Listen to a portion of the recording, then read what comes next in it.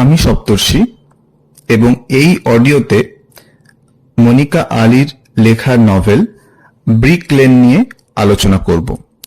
মনিকা আলী 1967-এ ঢাকায় জন্মেছিলেন, যেটা তখন ছিল ইস্ট পাকিস্তান। যখন ওর 3 বছর বয়স তখন ওর ফ্যামিলি ইংল্যান্ডে মুভ করে যায়।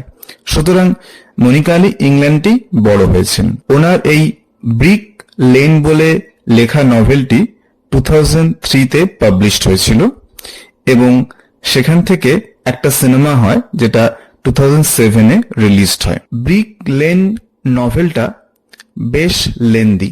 এটা হওয়া স্বাভাবিক, কারণ নভেলটা শুরু হচ্ছে 1967-এ আর এটা চলে যাচ্ছে প্রায় 2002 পর্যন্ত। সুতরাং এতটা সময়, এতগুলো ক্যারেক্টার, এতগুলো ইভেন্টস, লেন্দি নভেল হওয়াটাই স্বাভাবিক। ব্রিক লেন শুরু হয় 1967-এ। তখন সেই বছরই দেখা যাচ্ছে আমাদের হিরোইন মানে নাজনীন সে জন্মাচ্ছে 1967।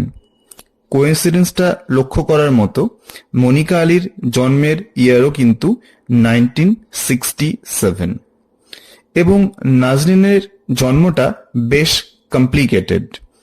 এর মানে সে যে বাঁচবে এরকম আশাই ছিল না। সে একজন প্রিম্যাচিওর বেবি হয়ে জন্মেছিল। 9 মাসের জায়গায় মাত্র 7 মাসেই নাজনীন জন্মে যায়, প্রিম্যাচিওর বেবি। এখানে আমরা বানিসা বলে একজন মিডওয়াইফের খবর পাচ্ছি।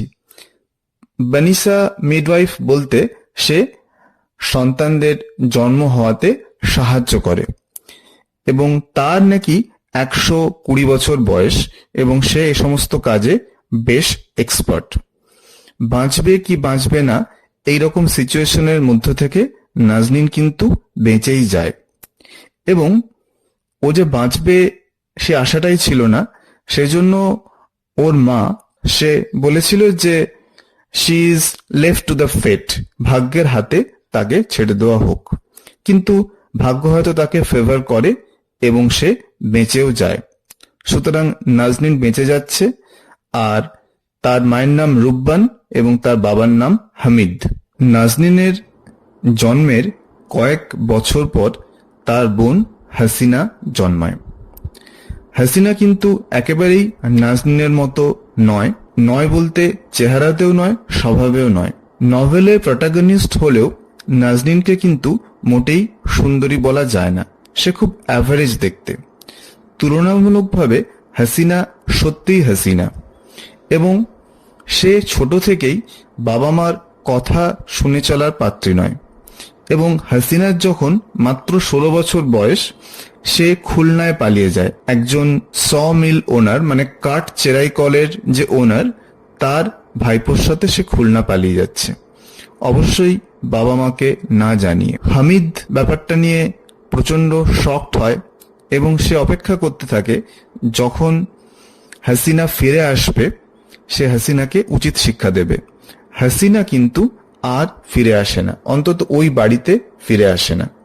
এখান থেকে হাসিনার পালানোর ট্র্যাক শুরু হলো এবং গোটা নভেলটা পড়তে গিয়ে হাসিনা যে কতবার কার কার সঙ্গে ইলোপ করেছে সেটা মনে রাখা কঠিন হয়ে যায়। হাসিনার নেচারটা ওরকমই। নাজনীন কিন্তু একটু আলাদা। নাজনীন জানে যে সে খুব একটা দেখতে ভালো নয়, সে পড়াশোনার সুযোগও সেভাবে পায়নি। সুতরাং তার বিয়ে হচ্ছে চানু বলে একজনের সাথে। চানুর বয়স কিন্তু নাজনীনের থেকে অনেক বেশি।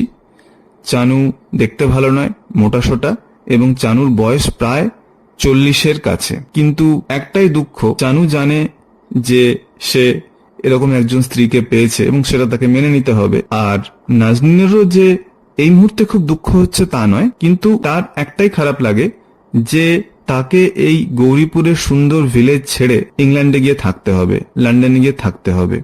এরপরে নভেলটা ওপেন হচ্ছে 1985-এ। সুতরাং আমরা বুঝতে পারি এখন তাহলে নাজনীনের বয়স মোটামুটি 18, কারণ সে 1967 বর্ন। এবং যদি নাজনীনের বয়স 18 হয় আর চানুর বয়স মোটামুটি 40-এর ঘরে হয়, তাহলে এজ ডিফারেন্সটা একবার কাউন্ট করে দেখো, অনেকটাই এজ ডিফারেন্স, এবং এটা নিয়ে কিন্তু পরে সমস্যা হবে। নাজনীন আর চানু তারা টাওয়ার হ্যামলেটসের একটা জায়গায় থাকে, যেটা ইস্ট লন্ডনে অবস্থিত, এবং এই যে জায়গাটা, এটাকেই বলা হয় ব্রিক লেন। এবার ব্রিক লেন জায়গাটা কিন্তু সত্যি অস্তিত্ব আছে, এটা কোনো ফিকটিশিয়াস জায়গা নয়, এটা লন্ডনের ইস্ট এন্ডে অবস্থিত, এবং এখানে বিভিন্ন রেস, বিভিন্ন জাতির মানুষজন থাকেন, এবং সবচেয়ে বেশি থাকেন তো বাংলাদেশি সিলেটি কমিউনিটির বিভিন্ন মানুষ, তারা বিভিন্ন প্রফেশনের সঙ্গে যুক্ত আছেন। চানু আর নাজনীনের সম্পর্ক নিয়ে পরে কথা বলবো, কিন্তু শুধু বলে রাখি যে কম্প্যাটিবিলিটি বলে যে জিনিসটা হয়, সেটা মনে হয় শুরু থেকেই নেই। শুধু বয়সের ডিফারেন্সের কথা কিন্তু আমি বলছি না। চানু একজন ইংলিশ গ্র্যাজুয়েট এবং সে বই পড়তে ভীষণ ভালোবাসে। অন্যদিকে নাজনীন তো পড়াশোনার সেরকম সুযোগ পায়নি, সুতরাং চানু ওয়ার্ল্ড পলিটিক্স, লিটারেচার সবকিছু নিয়ে যতটা নলেজ রাখে, সেটা কিন্তু নাজনীন কখনোই ম্যাচ করতে পারে না।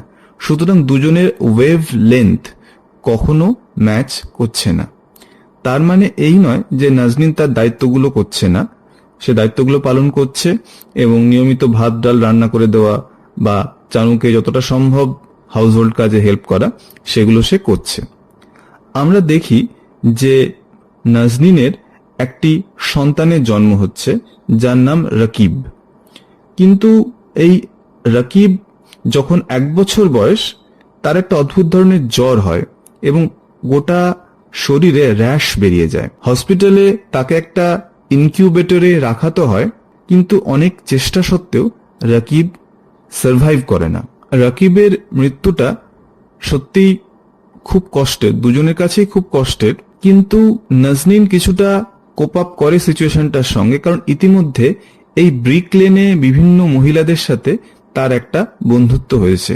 জানলা দিয়ে হোক, ছাদের ব্যালকনি থেকে হোক, বিভিন্ন জায়গায় সে তাদের সাথে কথা বলে, গল্প করে, আড্ডা দেয়, এবং এই মহিলারাই তার কাছে ওই লন্ডনের একটা উইন্ডোর মতো, কারণ সে লন্ডনের ব্রিক লেনে থাকে ঠিকই, কিন্তু তার যে বেরোবার যে সুযোগ খুব বেশি হয় না, সেটা বাড়ির কাজের জন্য হয় না, বা নাজনীনের হয়তো সেই কনফিডেন্সটাও নেই। এবং তারপরে এই রকিবের মৃত্যুর পর নাজনীনের 2টি মেয়ে হয়। বড় মেয়ের নাম সাহানা এবং ছোট মেয়ের নাম হয় বিবি। সাহানা কিন্তু শুরু থেকেই ওয়েস্টার্ন, সে ওয়েস্টার্ন ড্রেস পরতে পছন্দ করে, সে বাবা মার অথরিটি মানতে রাজি নয়। বিবি কিন্তু কম্পারেটিভলি ট্রেডিশনাল, সে বাবা মার কথা শোনে, এবং সে তারা যে বেসিক্যালি বাংলাদেশি সেই জিনিসটা মাথায় রাখে। আমরা বেশ কিছু ক্যারেক্টারকে এদিক ওদিক দেখতে পাই। তার মধ্যে ডক্টর আজাদ বলে এক ভদ্রলোককে আমরা দেখতে পাই। তিনি একজন ডাক্তার, খুব ভালো মানুষ এবং চানুকে যথেষ্ট ভালোবাসেন। আবার ডক্টর আজাদের স্ত্রী কিন্তু ভীষণ মডার্ন। এছাড়াও একজন মহিলার খোঁজ আমরা পাই, তার নাম রাজিয়া। রাজিয়া আর নাজনীনের একটা বন্ধুত্ব গড়ে ওঠে। রাজিয়ার হাজবেন্ড অত্যন্ত অ্যাবিউসিভ, ড্রিঙ্ক করে এবং রাজিয়াকে মারধর করে, এবং রাজিয়ার, সে পরবর্তীকালে মারা যাচ্ছে অবশ্যই, এবং রাজিয়া তার 2 ছেলে মেয়েকে বড় করে তুলছে।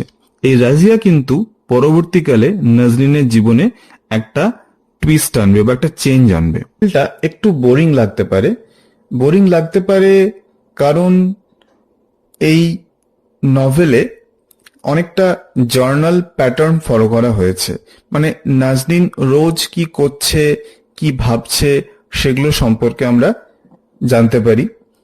মনিকালি সেটা জানাচ্ছেন, এবং যেটা রয়েছে সেটা হচ্ছে চানুর লেকচার। চানু তার ভুঁড়িতে হাত বোলাতে বোলাতে প্রচুর লেকচার দেয়। লেকচারটা কি? সে বাংলাদেশের হিস্ট্রি নিয়ে প্রচুর বই পড়ছে, এবং সে বিভিন্ন বইয়ের মাধ্যমে এটা প্রমাণ করতে চাইছে যে বাংলাদেশ পৃথিবীর one of the best places, এবং ইংলিশ যারা লোক তারা বাংলাদেশের অনেক ক্ষতি করেছে, তারা মানুষকে প্রাপ্য সম্মান দেয় না। চানু যে এরকম বলছে তার একটা স্পেসিফিক কারণ অবশ্যই আছে।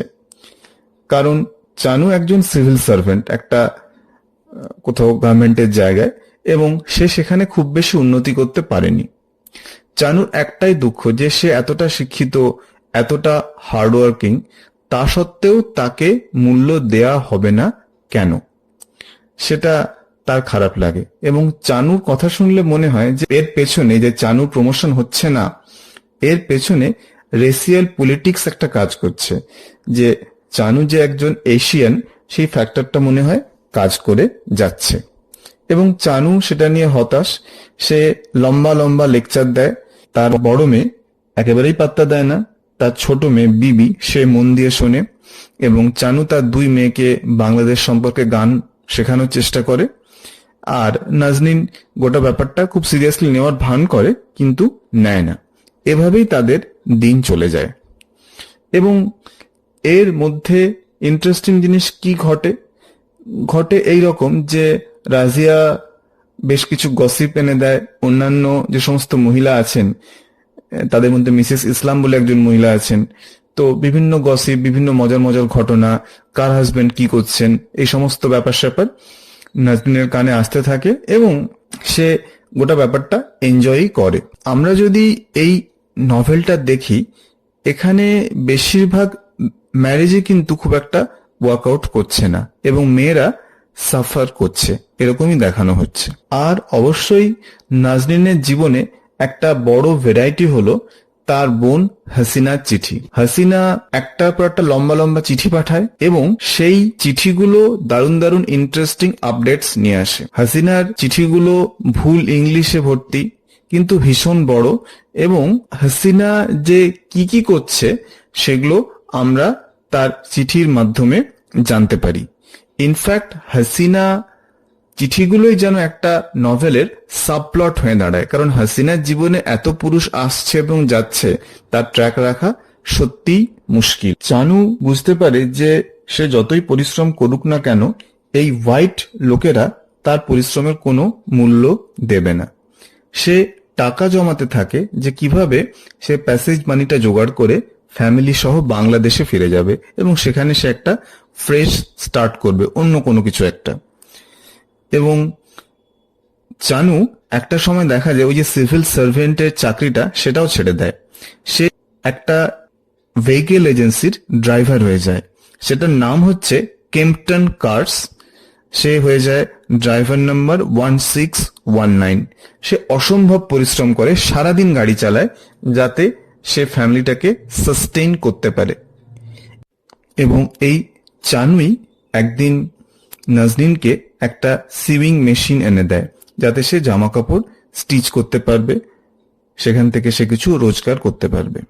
এবং মনে হয় যে এই সুইং মেশিনটাই যেন নাজনীনের জীবনটাকে বদলে দেয়, এবং এই সুইং মেশিনের থ্রু দিয়েই তার জীবনে প্রবেশ করে করিম।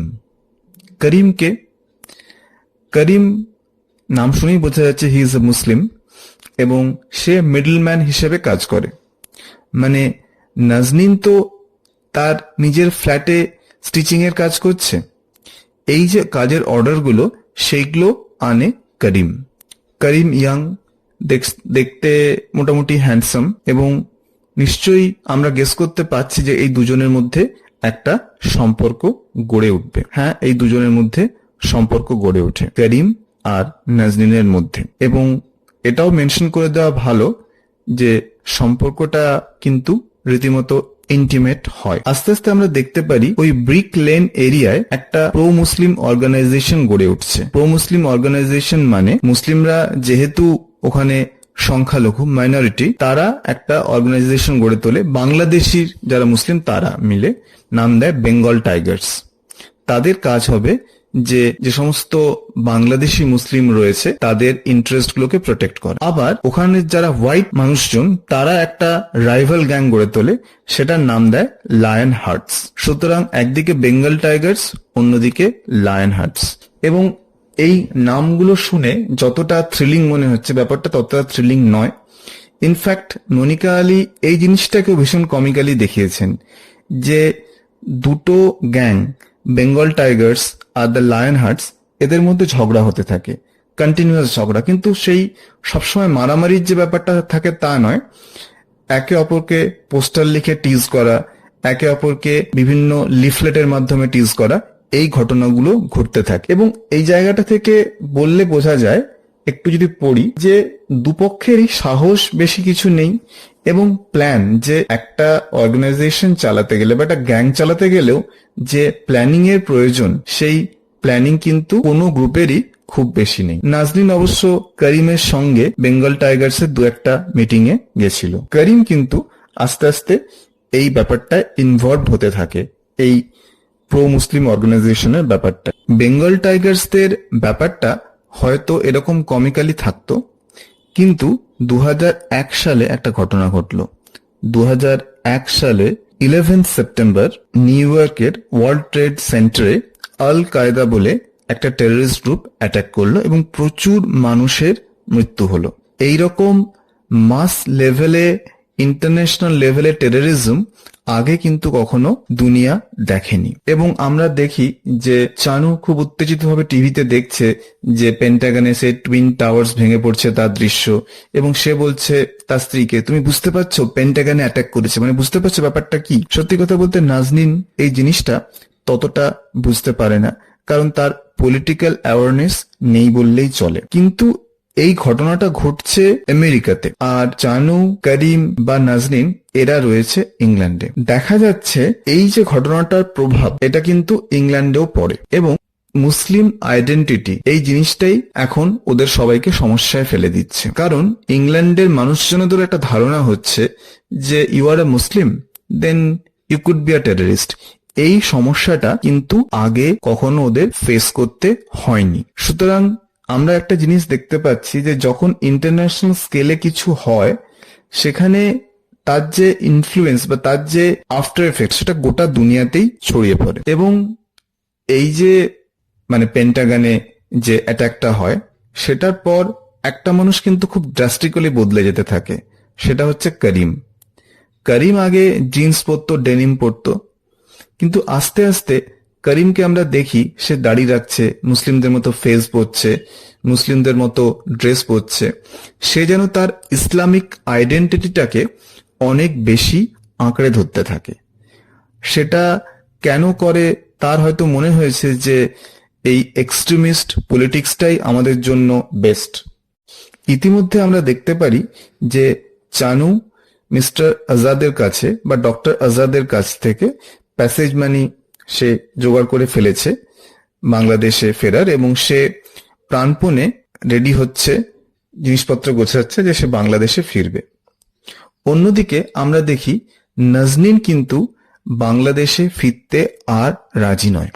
এতটা শুনে মনে হতে পারে যে নাজনীন ফিরতে চাইছে না বাংলাদেশে, তার কারণ হচ্ছে করিমের সঙ্গে তার এই অ্যাফেয়ার, কিন্তু সেটা ভুল। করিমের সঙ্গে অ্যাফেয়ারের জন্য নাজনীন বাংলাদেশে ফিরতে চাইছে না, সেটা কিন্তু একেবারেই ভুল ধারণা। ইনফ্যাক্ট করিম আর নাজনীনের সম্পর্কটা ভেঙেও যায়, এবং করিমের যে শেষের দিকে কি হয় সেটা আমরা জানতে পারি না। কেউ কেউ বলে সে বাংলাদেশে চলে গেছে, এবং কেউ কেউ বলে যে সে জিহাদি হয়ে গেছে। সুতরাং Karim literally drops out of the narrative, সে ন্যারেটিভ থেকে বেরিয়েই যায়। তাহলে নাজনীন ফিরতে চাইছে না কেন? নাজনীন ফিরতে চাইছে না, এবং তার দুই মেয়ে বিবি আর সাহানা, তারাও কেউ ফিরতে চাইছে না। নাজনীনের কারণটা আমার যেটা মনে হয়েছে যে নাজনীন এখানে কিন্তু যে স্বাধীনতা বলে কি হয় সেটা সে বুঝতে পেরেছে, এবং সিভিং থেকে তার অল্প হলেও কিছু টাকা সে আর্ন করতে পারছে।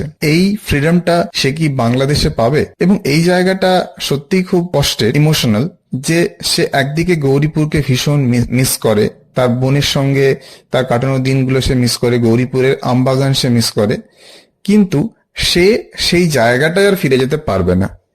এটাই হলো হয়তো ডায়াসপোরার যন্ত্রণা, যে আপনি যে জায়গা থেকে উঠে এসেছেন সে জায়গাটাকে ভীষণ মিস করেন, কিন্তু আপনি জানেন যে আপনি এখন যে জায়গায় রয়েছেন, মানে নাজনীন যে জায়গাটা রয়েছে, সেখানে আপনি রোজগারের যে সুবিধাগুলো পাচ্ছেন বা আপনার ছেলে মেয়ে যে বেটার লাইফস্টাইলটা পাচ্ছে, সেটা কিন্তু আপনি বাংলাদেশে ফিরলে বা আপনার রুটসে ফিরলে পাবেন না।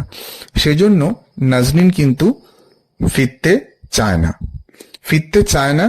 আবার চানুকে সেটা বলতেও পারে না যে সে বাংলাদেশে ফিরতে চায় না বা মেয়েরা বাংলাদেশে ফিরতে চায় না। চানুকে বলে একেবারে লাস্ট মোমেন্টে। এবং চানুকে নিয়ে আমরা যতই মজা করি, চানু এখানে যথেষ্ট ম্যাচিওর একটা এক্সপ্রেশন দেয়। সে বলে ঠিক আছে, কিন্তু আমি যোগাযোগ রাখবো, কোনো অসুবিধে নেই। আরেকটা বড় প্রশ্ন আমাদের মাথায় ঘুরতে থাকে যে করিম আর নাজরিনের যে সম্পর্ক, সেটা সম্পর্কে চানু কতটা জানতো। ক্লিয়ারলি বলা নেই, কিন্তু চানু কমিক্যাল হতে পারে, সে স্টুপিড নয়, সে সম্পর্কটা গেস করেছিল। এবং সে বিষয়ে কিন্তু কখনোই সে তার স্ত্রীকে কনফ্রন্ট করেনি, যে সরাসরি একটা এক্সপ্লেনেশন ডিমান্ড করা, এই জাতীয় জিনিস সে কখনোই করেনি। এবং আমরা দেখি যে চানু বাংলাদেশ ফিরে যায় আর নাজনীন তার দুই মেয়েকে নিয়ে ওই ফ্ল্যাটেই থেকে যায়। পরবর্তীকালে আমরা দেখি যে রাজিয়া একটা সুইং বিজনেস শুরু করে এবং সেটাকে সে বেশ সাকসেসফুল করে, এবং সে লন্ডনের মতো একটা জায়গায় একটা সুইং বিজনেসকে দাঁড় করাচ্ছে। এবং রাজিয়ার সাকসেসটা নাজরিনকেও হেল্প করছে, কারণ সে সার্ভাইভ করতে পারছে ওটার সাহায্যে, সে ইনকাম করছে। সুতরাং এই দিকটা দেখতে গেলে যে রাজিয়া বা নাজরিনের যে স্টোরিটা অনেকটাই কিন্তু উইমেন এম্পাওয়ারমেন্টের গল্প, যে তারা কিভাবে তাদের হাজবেন্ডের টর্চার বা ইনডিফারেন্স বা ফিনান্সিয়াল ডিফিকাল্টিস গুলোকে আস্তে আস্তে উইন ওভার করছে, সেগুলো আমরা দেখতে পাই। আর চানু কিন্তু রেগুলার চিঠি লেখে, সে প্রত্যেক সপ্তাহে চিঠি লেখে, এবং চানু চিঠিগুলো ভীষণ মজার হয়। সে বলে যে সে বাংলাদেশে কি করছে, সে ওয়েট লস করার জন্য বিভিন্ন এক্সারসাইজ করছে, সেগুলোও সে ডেসক্রিপশন দেয়, এবং তার মেয়েদেরকে পরামর্শ দেয় যে বাংলার ভাষাটা ভুলবে না তোমরা। এবং সব মিলিয়ে চানু আবার প্রতি মাসে একবার করে ফোনও করে, টাকাও পাঠায়। সুতরাং এটাও বলে দেওয়া ভালো যে এই গল্পে কোনোভাবেই নাজনীন আর চানুর ডিভোর্স হচ্ছে না, আর এটাকে ঠিক সেপারেশনও বলা যায় না, কারণ দে আর স্টিল ইন লাভ। হয়তো they are not romantically involve in that way, কিন্তু এরা একে অপরকে যথেষ্ট ভালোবাসছে। গল্পের শেষটা খুব সুন্দর, কারণ সুন্দর বলতে একটা পোয়েটিক টাচ রয়েছে। আমরা দেখতে পারি যে নাজনীন মাঝে মাঝেই দেখতো আইস স্কেটিং, বিভিন্ন জায়গায় লন্ডনে আইস স্কেটিং করা যায়, সে সমস্ত জায়গায় যে সে কখনো যেতে পারবে সেটা ভাবেনি। এবং শেষ দৃশ্যে দেখা যাচ্ছে যে নাজনীন তার মেয়েদের সাথে স্কেট করতে যাচ্ছে, অবশ্যই রাজিয়াও তো রয়েছে, কিন্তু নাজনীন কি শাড়ি পরে স্কেট করতে পারবে, কারণ পড়ে যাওয়ার ভয় আছে। এবং শেষ লাইনে মনিকা আলী লিখছেন, Razia lacing her boots, Razia তার বুটগুলো বেঁধে নিচ্ছে এবং বলছে, this is England, you can do whatever you like. এটা ইংল্যান্ড, এখানে তুমি যা খুশি করতে পারো। আমার মনে হয় যে এই লাইনটাই হচ্ছে নভেলের সবচেয়ে ইম্পর্টেন্ট লাইন, এবং এটা কিছুটা হলেও নাজনীনের ফিউচারটাকেও ক্যাপচার করছে, যে এটা England, it's a land of endless possibilities, সেটা সে বাংলাদেশে কখনো পাবে না। উইচ আনসার্স যে এত নস্টালজিয়া, এত ভালো লাগা সত্ত্বেও সে কখনোই বাংলাদেশে ফিরবে না, তার গৌরীপুরে আর ফিরবে না। কারণ বাংলাদেশ বা গৌরীপুর, প্রথম কথা হচ্ছে যে 1967 যে সুন্দর পরিবেশটা ছিল সেটা ব্যান নেই। আর দু নম্বর হচ্ছে যে এইরকম সোশ্যাল বা ফিনান্সিয়াল ফ্রিডম বা এই মেয়েদের সঙ্গে স্কেট করতে যাওয়া, এটা কি বাংলাদেশে পসিবল ছিল? ওখানে কি মেয়েদের এতটা ফ্রিডম আছে? সেটা কিন্তু নাজনীন খুব শিক্ষিত না হলেও বুঝতে পারে। হাসিনার ক্যারেক্টারটা আমরা সামনে খুব বেশি দেখতে পাই না, কারণ সে তো 16 বছরেই বিয়ে করে পালিয়ে যায়। কিন্তু দেখা যাচ্ছে যে মালেক ড্রিঙ্কও করে এবং সে কিছুটা অ্যাবিউসিভ, সে হাসিনাকে মারধরও করে। হাসিনা তো কখনোই এরকম একজন লোকের সঙ্গে থাকবে না, সে ঢাকাতে পালিয়ে যাচ্ছে। ঢাকাতে গিয়ে একটা গার্মেন্ট ফ্যাক্টরিতে সে কাজ করছে, এবং তার যে ল্যান্ডলর্ড মিস্টার চৌধুরী, তিনি কিন্তু একজন ভদ্রলোক, তিনি বেশ কাইন্ড। এবং হাসিনার কাছ থেকে তিনি রেন্টটাও অল্প নেন। এতটা অবধি পড়ে তো মিস্টার চৌধুরীকে বেশ ভদ্রলোকই মনে হয়, কিন্তু হাসিনা এতই হাসিন যে তাকে নিয়ে সমস্যা হতেই থাকে, এবং হাসিনা যেখানেই যায় সেখানেই পুরুষটা তার প্রতি অ্যাট্রাক্টেড হয় এবং গন্ডগোল শুরু হয়। এবং আব্দুল বলে একটি ছেলেকে নিয়ে বেশ রিউমার শোনা যায় যে হাসিনার সঙ্গে আব্দুলের কিছু একটা সম্পর্ক চলছে। এটা শুনে কিন্তু মিস্টার চৌধুরী ভীষণ রেগে যান। সোজা তিনি হাসিনার রুমে ঢুকে যান এবং হাসিনাকে রেপ করেন। এই ব্যাপারটা সত্যিই খুব আশ্চর্য, যে মানুষটাকে এতটা কাইন্ড মনে হলো তিনি এইভাবে বিহেভ করলেন, সেটা ভাবা যায় না। কিছুটা সময় আমরা দেখতে পাই যে হাসিনা কিন্তু শি ড্রিফটস ইনটু প্রস্টিটিউশন, সেই প্রস্টিটিউশনের সঙ্গে জড়িয়ে পড়ে। এরপরে হাসিনা বিয়ে করছে আহমেদ বলে একজনকে। আহমেদ হচ্ছে একটা শু ফ্যাক্টরির সুপারভাইজার, এবং তারা ঢাকার যে গুলশান বলে যে জায়গাটায় আছে সেখানে থাকে। পরবর্তীকালে দেখা যাচ্ছে যে আহমেদ সেও কিন্তু হাসিনাকে ছেড়ে যাচ্ছে, এবং জেমস রশিদ, যাকে জেমস বলা হয়, জামশেদ রশিদ আর লাভলি বলে এক ওয়েলদি কাপল, বেশ আর্থিক অবস্থা সম্পন্ন কাপল, তাদের বাড়িতে হাসিনাকে হাউসমেট হিসেবে রাখেন, কারণ তাদের জিমি আর ডেইজি বলে দুই সন্তান আছে, তাদেরকে দেখাশোনার তাদের জন্য। এই মিস্টার জেমস তিনি ঢাকা ন্যাশনাল প্লাস্টিক্সে চাকরি করেন।